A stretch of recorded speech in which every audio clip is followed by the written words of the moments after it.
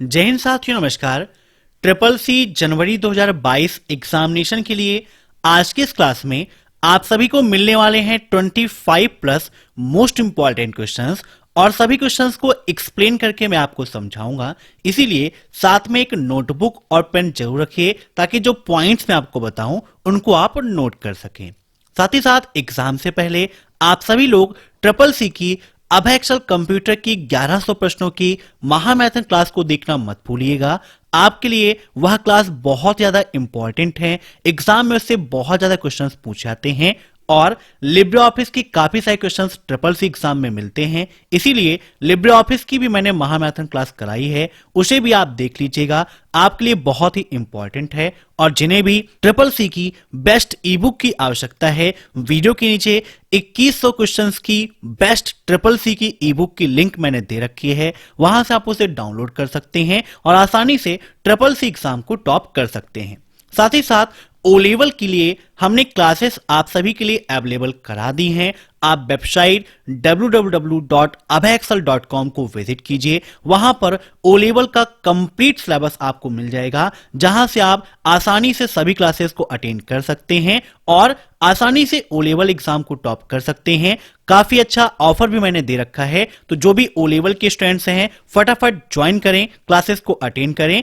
Time waste ना करते हुए। चलिए शुरू करते हैं आज की ये क्लास।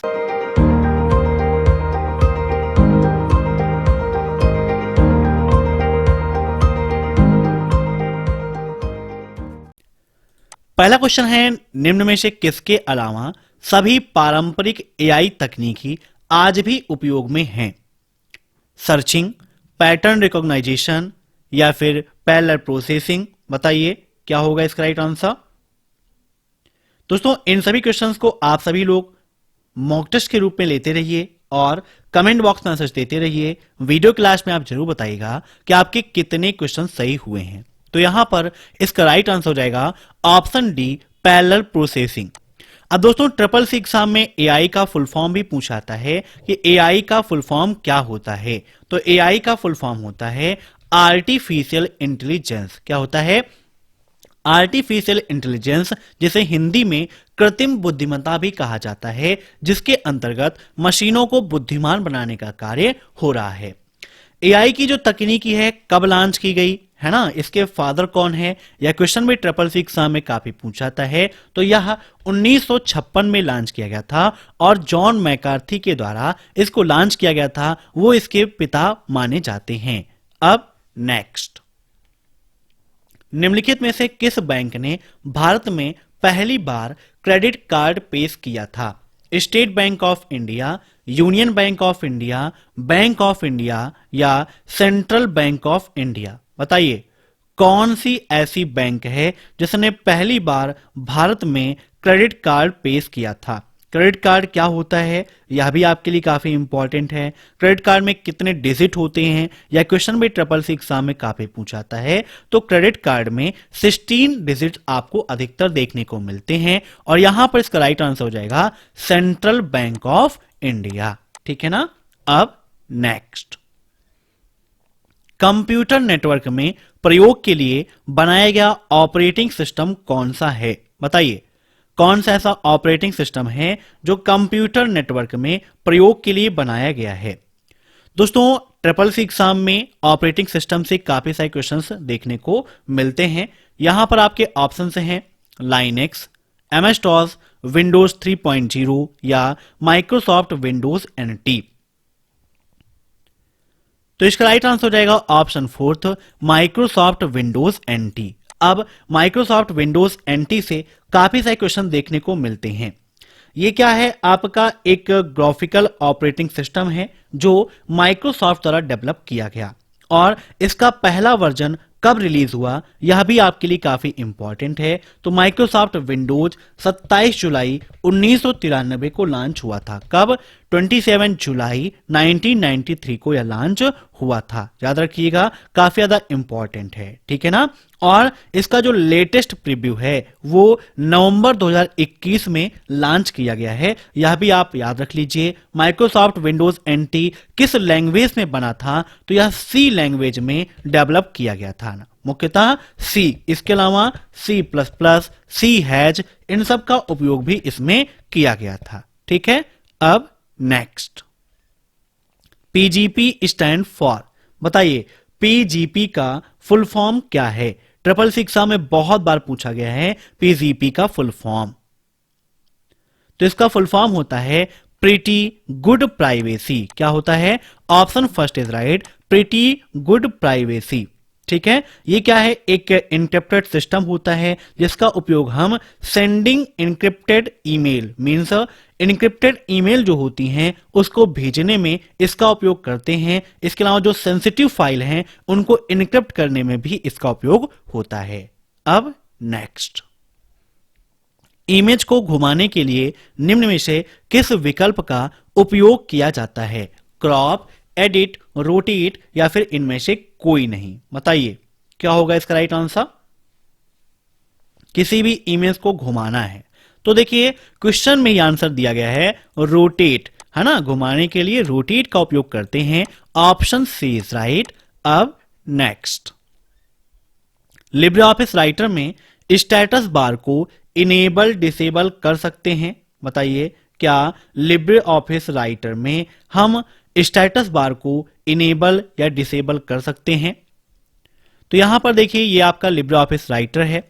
लिब्रे ऑफिस राइटर में व्यू मेनू पे आप जाओगे तो यहां पर आपको कई सारे ऑप्शंस मिल जाते हैं, जहां पर स्टेटस बार का भी ऑप्शन मिलता है। इस पर क्लिक कर देंगे, स्टेटस बार आपका जो है वो हाइड हो जाएगा और फिर से आप क्लिक कर दोगे तो फिर से स्टेटस बार आपका शो भी हो जाएगा। मींस आसानी से हम लिब्रे ऑफिस राइटर में स्टेटस बार को इनेबल या डिसेबल कर सकते हैं, ठीक है ना।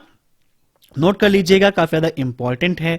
ऐसे ही हम टास्क बार को शो या हाइड कर सकते हैं या नहीं कर सकते हैं, यह भी एग्जाम में काफी पूछा आता है। तो बिल्कुल सही बात है, टास्क बार को भी हम अपने अकॉर्डिंग शो या हाइड कर सकते हैं। अब नेक्स्ट, यहां पर राइट आंसर ट्रू। विद्युत हस्तक्षेप के संपर्क में आने वाले कंप्यूटर नेटवर्क में डेटा ले जाने के लिए किस प्रकार का ट्रांसमिशन माध्यम सबसे उपयुक्त है? बताइए।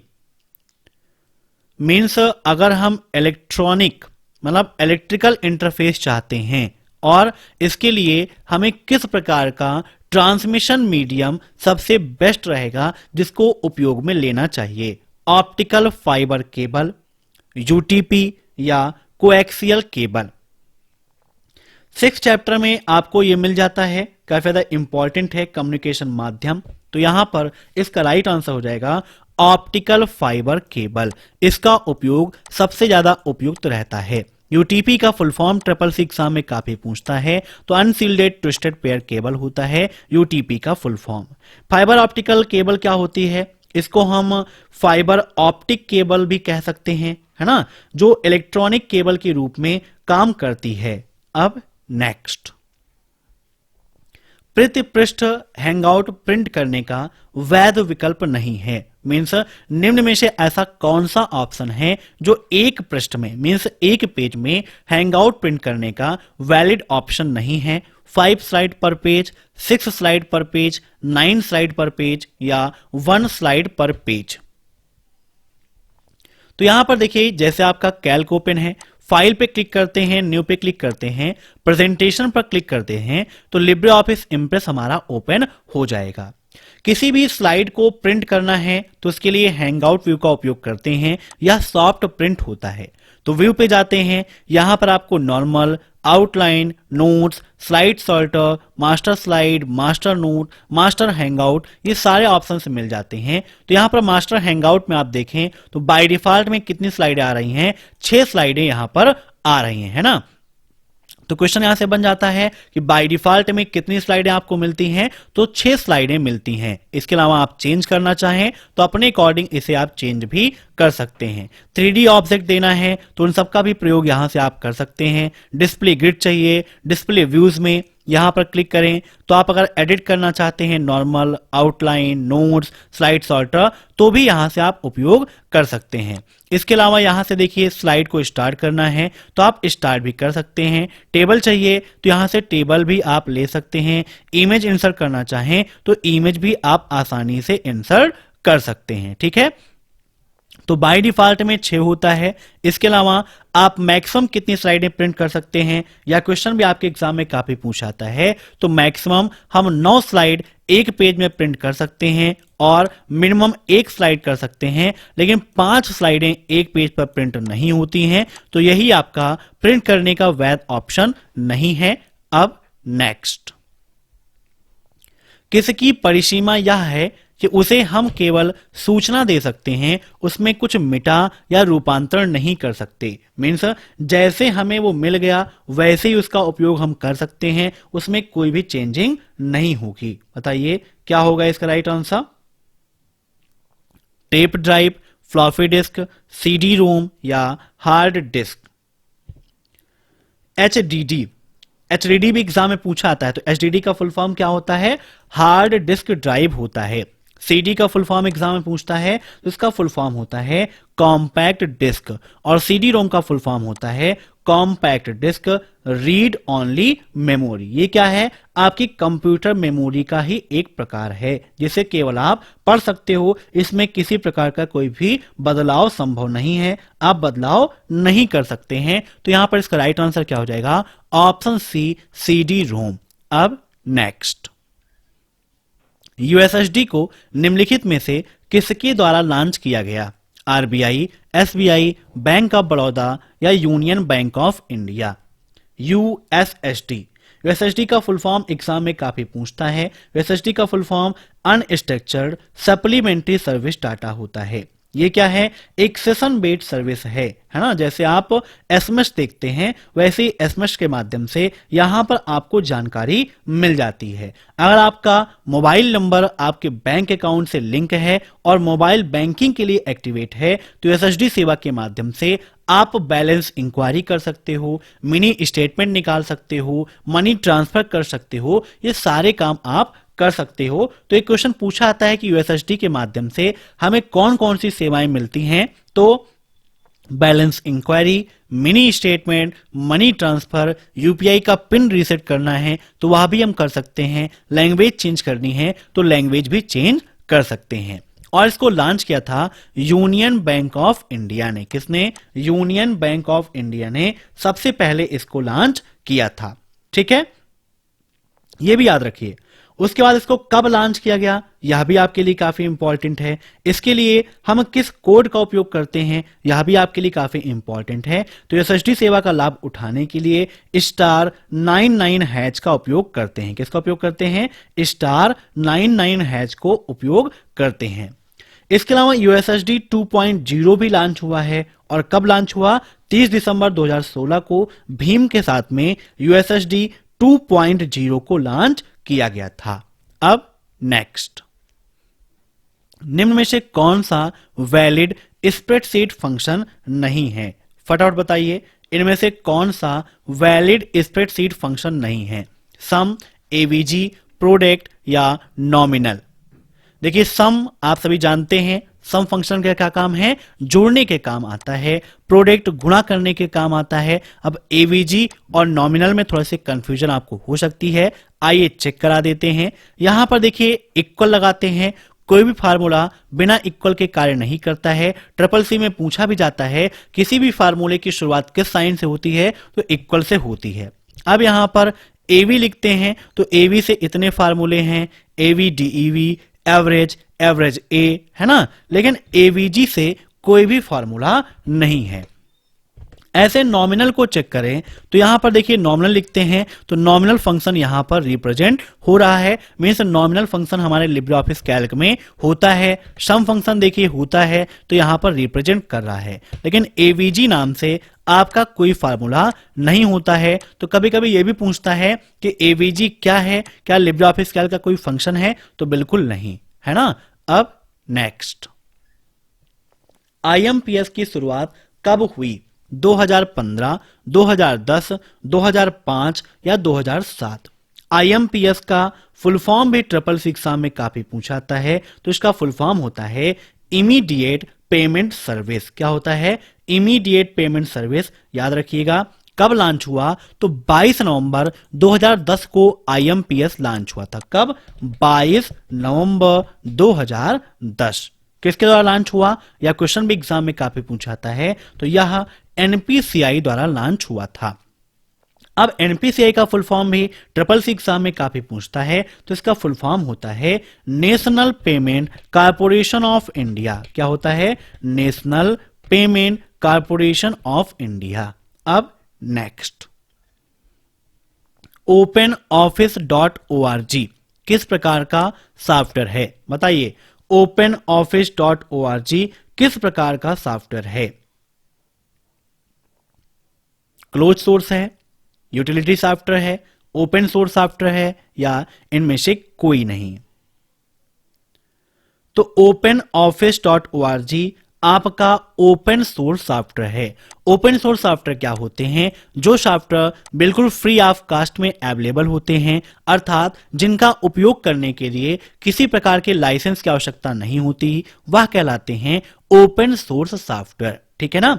ओपन सोर्स सॉफ्टवेयर आप देखते हैं, जैसे लिब्रे ऑफिस क्या है? ओपन सोर्स है ना? ओपन ऑफिस क्या है? ओपन सोर्स है। और OpenOffice.org यह वर्तमान समय में 121 भाषाओं में अवेलेबल है। कितनी लैंग्वेज में? 121 लैंग्वेजेस में यह आपका अवेलेबल है। इसके अलावा ऑपरेटिंग सिस्टम जिस पे काम करता है, लाइनेक्स पे भी करता है, माइक्रोसॉफ्ट विंडोज पर भी काम करता है। और OpenOffice.org कब लॉन्च हुआ? तो 1 मई 2002 को लॉन्च हुआ। कब? 1 मई 2002 को लॉन्च हुआ था। याद रखिएगा। अब नेक्स्ट, CAAS का फुल फॉर्म क्या है? बताइए, CAAS का फुल फॉर्म। क्लाउड कंप्यूटिंग आप सभी ने सुना है। क्लाउड कंप्यूटिंग के मॉडल के बारे में भी आप सभी ने सुना है। यहां पर ऑप्शंस हैं combination as a service, computer as a service, community as a service, या कंटेनर एज अ सर्विस। तो इसका राइट आंसर हो जाएगा option D, container as a service. ये क्या है? एक क्लाउड सर्विस है जो सॉफ्टवेयर डेवलपर एवं IT डिपार्टमेंट को अलाउ करता है किसी भी अपलोड करने के लिए, ऑर्गेनाइज करने के लिए, run, scale, manage and stop container, है ना? कंटेनर का उपयोग करके हम कंटेनर बेस्ड वर्चुअलाइजेशन को अपलोड कर सकते हैं, ऑर्गेनाइज कर सकते हैं, रन कर सकते हैं, मैनेज कर सकते हैं और कंटेनर को स्टॉप भी कर सकते हैं। अब next, what is auto content wizard in presentation? Presentation में ऑटो कंटेंट विजार्ड का क्या उपयोग है? या फिर ऑटो कंटेंट विजार्ड प्रेजेंटेशन में क्या होता है? सामग्री को स्वचालित रूप से भरना, means automatic filling the material. Fastest way to create presentation, presentation बनाने का सबसे तेज तरीका है। Fastest way to play slide show, slide show को चलाने का सबसे तेज माध्यम है।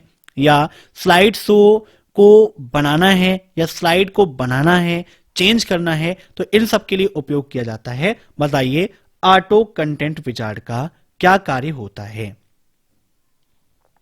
तो ऑटो कंटेंट विजार्ड प्रेजेंटेशन बनाने का सबसे तेज तरीका है fastest way to create presentation. याद रखिएगा, काफी ज्यादा इंपॉर्टेंट क्वेश्चन है आपके लिए। अब नेक्स्ट, मेल मर्ज में कितने चरण होते हैं?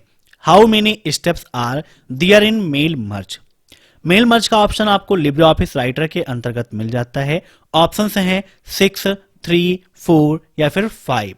यहां पर देखिए ऑप्शंस आपको मिलेगा टूल्स मेनू के अंतर्गत। यहां पर मेल मर्ज विजार्ड दिया गया है, इस पर क्लिक करेंगे तो यहां पर मेल मर्ज विजार्ड का ऑप्शन ओपन हो जाएगा, जहां पर देखिए टोटल 5 स्टेप दिए गए हैं। कौन कौन सा? पहला है सेलेक्ट स्टार्टिंग डॉक्यूमेंट, फिर select document type, insert address block, create solutions एवं एडजस्ट लेआउट। टोटल 5 स्टेप आपको मेल मर्ज विजार्ड के अंतर्गत मिलते हैं। तो यहां पर इसका राइट आंसर क्या हो जाएगा? Option D, 5। अब नेक्स्ट, निम्न में से कौन ई गवर्नेंस का हिस्सा नहीं है? G2B, C2E, G2C या G2G। ई गवर्नेंस आपके लिए काफी इंपॉर्टेंट है, एग्जाम में काफी क्वेश्चंस इस टॉपिक से भी देखने को मिलते हैं। ई गवर्नेंस सर्विसेज के अंतर्गत देखें तो G2B, G2C और G2G ये सभी उसी के अंतर्गत आते हैं, ठीक है ना। ई गवर्नेंस का मतलब क्या होता है? किसी भी देश के नागरिकों को सरकारी सूचना एवं सेवाएं प्रदान करने के लिए संचार एवं सूचना प्रौद्योगिकी का समन्वित प्रयोग करना। ई गवर्नेंस में ई का क्या अर्थ है? इलेक्ट्रॉनिक है, ठीक है, याद रखिएगा। जो भी सरकारी सेवाएं हैं उन सभी सेवाओं को एक आम मनुष्य के पास, आम आदमी के पास पहुंचाने के लिए ई गवर्नेंस का उपयोग किया जाता है, ठीक है। तो G2B भी अवेलेबल है, G2C भी है, G2G भी है, लेकिन C2E उसके अंतर्गत नहीं आता है। G2B का मतलब क्या होता है? Government to business. G2C governance to हमारे कस्टमर्स नहीं है, सिटीजन हो जाते हैं। जब कॉमर्स की बात करते हैं तो कॉमर्स में सिटीजन नहीं कस्टमर होता है, लेकिन गवर्नेंस की बात करें तो वहां पर सिटीजन होता है। और G2G का मतलब गवर्नमेंट टू गवर्नमेंट, जहां पर एक सरकार का प्रत्यक्ष संबंध दूसरे सरकार से, या एक सरकार को कोई सुझाव, कोई सहायता चाहिए तो दूसरी सरकार करती है, वो G2G के अंतर्गत आता है। अब नेक्स्ट, निम्न में से कौन वन ड्राइव का स्वामी है? मीन्स वन ड्राइव का ऑनर निम्न में से कौन है? गूगल, माइक्रोसॉफ्ट, एप्पल या फिर इनमें से कोई नहीं। जैसे आप सभी लोग उपयोग करते हैं गूगल ड्राइव, गूगल ड्राइव किसका प्रोडक्ट है? गूगल का प्रोडक्ट है। वैसे ही माइक्रोसॉफ्ट का प्रोडक्ट है कौन? One drive. Option second is right. अब एग्जाम में एक क्वेश्चन और बन सकता है, आपकी जानकारी के लिए इंपॉर्टेंट है। वन ड्राइव कब लॉन्च किया गया? तो यह 1 अगस्त 2007 को लॉन्च किया गया था। कब? 1 अगस्त 2007 को लॉन्च किया गया और वर्तमान समय में 107 लैंग्वेज में यह अवेलेबल है। कितनी लैंग्वेज में? 107 लैंग्वेज में अवेलेबल है। बहुत ही अच्छी बात है कि इतनी सारी लैंग्वेजेस में यह अवेलेबल है। अब नेक्स्ट, क्या दो बैंकों का IFSC समान हो सकता है? बताइए, दो बैंकों का IFSC कोड समान हो सकता है? तो बिल्कुल नहीं हो सकता, ये गलत है। अब CCC एग्जाम में IFSC का फुल फॉर्म भी काफी पूछाता है, तो इसका फुल फॉर्म होता है इंडियन फाइनेंशियल सिस्टम कोड, जो आपका अल्फा न्यूमेरिक कोड होता है, जिसका उपयोग इलेक्ट्रॉनिक फंड ट्रांसफर में किया जाता है। अब नेक्स्ट, निम्न में से कौन मोबाइल उपकरणों की एक अनिवार्य विशेषता है? Battery power, beautiful, light weight या कॉम्पैक्ट साइज। देखिए, मोबाइल ब्यूटीफुल ना भी हो तब भी चल जाएगा, आप उसे चला सकते हो। लाइट वेट नहीं होगा, मीन्स थोड़ा सा भारी भी होगा तो कोई दिक्कत नहीं है, आप यूज कर सकते हो। साइज उसकी अच्छी होगी तो आपके लिए बेटर है, अगर नहीं भी है, थोड़ा सा इधर उधर है तो चल जाएगा। लेकिन सबसे ज्यादा इंपॉर्टेंट है बैटरी पावर। अगर बैटरी नहीं रहेगी, मोबाइल बहुत ब्यूटीफुल है, बहुत लाइट वेट है, कॉम्पैक्ट साइज भी है, तो क्या फायदा, है ना। जैसे आपके पास बाइक है लेकिन पेट्रोल अवेलेबल नहीं है, तो बाइक के अच्छे होने का क्या फायदा है। लेकिन पेट्रोल है और बाइक कोई भी है तो भी आप आसानी से यात्रा कर सकते हो, उतनी दिक्कत आपको नहीं होगी। अब नेक्स्ट, इसी दस्तावेज में परिवर्तन को कहा जाता है क्रिएटिंग, एडिटिंग, मॉडिफाइंग या इनमें से कोई नहीं। बताइए, कोई भी दस्तावेज है, अगर उसमें आप चेंज कर रहे हैं तो उसे हम क्या कहेंगे? क्रिएटिंग, एडिटिंग, मॉडिफाइंग या इनमें से कोई नहीं। तो इसका राइट आंसर हो जाएगा ऑप्शन सेकेंड, उसे हम एडिटिंग कहते हैं। क्रिएटिंग मतलब तो बनाना, है ना। मॉडिफाइंग का मतलब भी उसमें एडिटिंग करना होता है, लेकिन जो लैंग्वेज है वो एडिटिंग की ही होगी। अब next, what is meant by Meghdoot? Meghdoot से आप क्या समझते हैं? मेघदूत की मीनिंग क्या है? एक मोबाइल सर्विस है जो इंडियन गवर्नमेंट के द्वारा प्रोवाइड करा जा रही है, ऑनलाइन सर्विस है जो इंडियन गवर्नमेंट द्वारा प्रोवाइड कराई जा रही है, या एक क्लाउड सर्विस है जो भारतीय सरकार के द्वारा, भारत सरकार के द्वारा आपको मिल रही है, या कॉल सेंटर सर्विस है जो इंडियन गवर्नमेंट के द्वारा प्रोवाइड कराई जा रही है। तो मेघदूत क्या है? एक प्रकार की क्लाउड सर्विस है जो भारत सरकार द्वारा आप सभी को उपलब्ध कराई जा रही है। Option C is right. अब नेक्स्ट, निम्न में से कौन सा उनके आकार के अवरोही क्रम में सही व्यवस्था है? मीन्स साइज के अकॉर्डिंग सबसे ज्यादा अवरोही क्रम में डिसेंडिंग ऑर्डर में कौन है? Worksheet, workbook, range, cell. Workbook, worksheet, range, cell, workbook, range, cell, worksheet, या वर्कशीट, रेंज, सेल और वर्कशीट। देखिए ये तो बिल्कुल गलत है आपका। अब यहां पर देखिए, सबसे छोटे की बात करें तो सेल सबसे छोटा है, कई सेलों से मिलकर रेंज बनता है, कई रेंजों से मिलकर वर्कबुक तो बनता नहीं है, तो ये आपका गलत है। सेकंड देखें तो सेल, फिर रेंज, कई रेंजों से मिलकर बना है वर्कशीट, और कई वर्कशीट मिलकर बनता है पूरा वर्कबुक। तो इसका right answer option second, workbook, worksheet, range और फिर सेल। अब next, which of the following local area network protocol is widely used?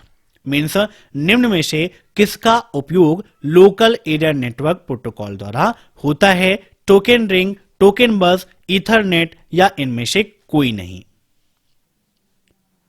तो इसका राइट आंसर हो जाएगा ऑप्शन सी, ईथरनेट। ठीक है ना, नोट कर लीजिएगा। अब लैन का फुल फॉर्म क्या है? तो लोकल एरिया नेटवर्क होता है। अब नेक्स्ट, लिब्रे ऑफिस कैल्क में कितने प्रकार के सेल रेफरेंस होते हैं? बताइए, cell reference LibreOffice Calc में कितने प्रकार के होते हैं? 1, 2, 3, 4। तो सेल रेफरेंस जो होते हैं आपके 3 प्रकार के होते हैं। Option third is right. कौन कौन से? एक रिलेटिव सेल रेफरेंस आप देखते हो, एब्सोल्यूट सेल रेफरेंस देखते हो, इसके अलावा मिक्स्ड सेल रेफरेंस भी आपका होता है। तो 3 आपके होते हैं, नोट कर लीजिएगा। मुख्यतः 2 हैं, एब्सोल्यूट और रिलेटिव, लेकिन मिक्स्ड का भी उपयोग होता है। तो राइट आंसर आपको अब 3 पर ही टिक करना है। ठीक है ना। तो ये थे आज के मोस्ट इंपॉर्टेंट क्वेश्चंस। आशा करता हूं कि आज की यह क्लास आपको पसंद आई होगी। क्लास पसंद आई हो तो लाइक कर दीजिए। हर शाम 7:30 बजे क्लास को अटेंड करते रहिए। ओ लेवल की कंप्लीट पैकेज के लिए वेबसाइट को विजिट कर लीजिए। आपके लिए भारी डिस्काउंट चल रहा है। कोर्स में खुद को एनरोल कीजिए, पढ़िए और टॉप करिए। टाइम वेस्ट न करते हुए आपसे लेते हैं विदा। वीडियो पसंद आया हो तो लाइक करके शेयर जरूर करिएगा, कमेंट बॉक्स में सुझाव दीजिएगा, और चैनल पर नए हैं तो जुड़ने के लिए सब्सक्राइब करके बेल आइकन को प्रेस कर दीजिएगा। Thanks for watching my video. फिर मिलते हैं नेक्स्ट क्लास में, तब तक के लिए बाय।